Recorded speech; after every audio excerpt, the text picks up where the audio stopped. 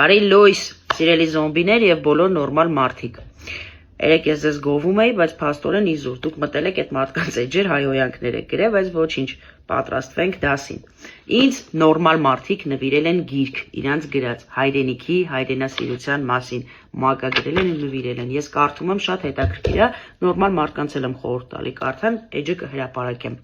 Տեսեք, այսօր մեր դասը հարևաններն են։ Բոլոր նորմալ adekvat մարդիկ ունեն հարևաններ։ Դուք, չգիտեմ, ունեք հարևան, թե չունեք, եթե ունեք շփվում եք, ոնց եք շփվում, եթե չունեք, նորմալ է որ չունեք, որտեղ ձեր նման մարդիկ չեն կարող հարևաններ ունենան, զոմբիների մասին է խոսքը։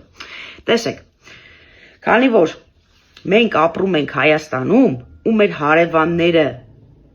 երեքը մուսուլման են, Իրան, Ադրբեջան, Թուրքիա։ Ունենք ընդամենը մի հատ Վրաստան, որը քրիստոնյա է։ Մենք չենք կարող ապրել Եվրոպայի նման, քանի որ Եվրոպայում բոլորը եվրոպացի սիրուն հարևաններ են։ Մեզ մոտ մուսուլմաններ հարևաններ են։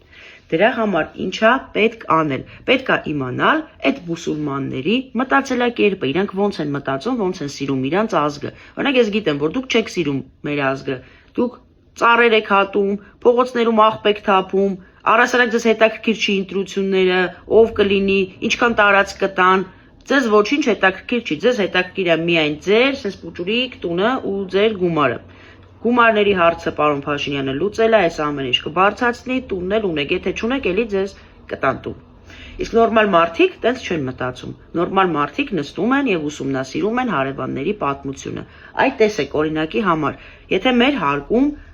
եղել է, որ ապրել է մի հատ հնդիկ։ Այս հնդիկը իր տանն էր ապրում, ոչ մեկին չէր խանգարում, բայց իր տնից այնց հոտ էր գալ, ինքն այնց ճաշեր էր եփում, որ ամբողջ շքամուտքը լցվում էր այդ ճաշի հոտերը, ու մենք ուղակի խեղդվում էինք այդ հոտից։ Մինչև բոլորով խնդրեցինք, որ իրան տանեն ուրիշ տեղ, որտեղ մենք էլ չէինք կարողանում դիմանալ, ինքը ստեղ վարձակալական հիմունքներով էր մնում։ Ասածիս իմաստը որն է, որ կարող է այդ հարևանը անկախ իր կամքից մեզ խանգարի։ Ահա, իսկ քանի որ մեր հարևանները մուսուլմաններ են, իսկ տեսանք մուսուլմանները ինչ արեցին։ Եկեք օրինակ Իրանի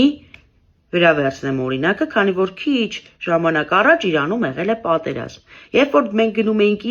Իրանում չենք տեսնում ոչ մի կին եւ ոչ մի երեխա աշխատող։ Այ օրինակ եթե Հայաստանում են գնում, հյուրանոցում կարող են աշխատել կանայք, սրճարանում, հացի փռերում, դպրոցներում, բոլոր տեղերում կարող են աշխատել կանայք, իսկ Իրանում ոչ միտեղ չեն աշխատում կանայք ու դու փաստացի իրանց չես տեսնում ոչ մի ոլորտում, չես շփվում իրանց հետ։ Բայց երբ որ եղավ պատերազմը, այդ նույն Իրանի կանայք եւ երեխաները հավաքվեցին ատոմակայանների շուրջ պար կազմեցին եւ ասեցին դե եկեք մեզ խփեք, Ամերիկան սպառնում էր, որ կոչնչացնի ենթակառույցները։ Ինչ եղավ, Ամերիկան չոչնչացրեց, փաստացի Իրանը հաղթեց պատերազմում, հաղթեց ում շնորհիվ, կանանց շնորհիվ, երեխաների շնորհիվ, այն տղամարդկանց շնորհիվ, ում համար առաջնահերթ իր երկիրն էր, ոչ թե անձնական շահը, կյանքը, փողը, գումարը, լավ ապրելը, լավ մեքենան, այլ միայն անձնականը դրեց մի կողմ, պայքարեց իր երկրի համար ու հաղթեց։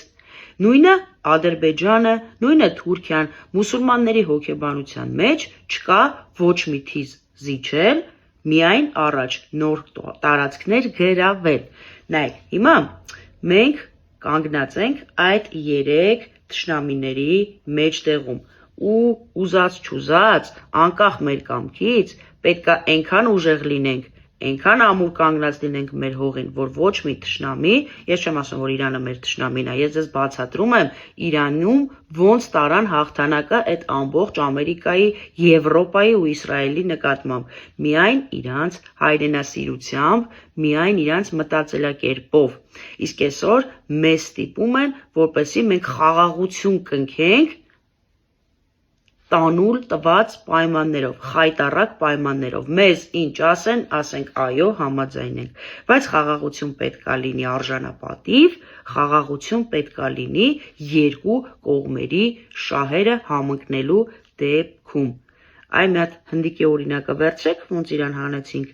ինքը գնաց ապրեց հնդիկների մոտ, որտեղ լիքը հնդիկներ կան ու այդ հոտից չէր նեղվում։ Իսկ մենք նեղվում էինք այդ հոտից։ Մենք չենք ասում հնդիկը վատնա, հնդիկին տարեք, մորթեք։ Մենք ասացինք, որ հնդիկը թող գնա ապրի հնդիկների հետ։ Հիմա մենք չենք կարող գնանք ապրենք եվրոպացիների հետ, որտեղ մեր հարևանները բոլորը մուսուլմաններ են։ Ուզած չուզած մենք պետք է միշտ զգոն լինենք։ Դուք գնացեք ուսումնասիրեք թուրքերի պատմությունը, պարսիկների պատմությունը, ու ադրբեջանցիներին կարող կոկա-կոլան բացեք, իրանք 100 տարվա պատմություն ունեն։ Հետո եկեք վաղը ավելի խորացված կուսումնասիրենք։ Ես գնամ տնամ ուրախ ավտոբուսում տարերը սովորեցին, թե չէ։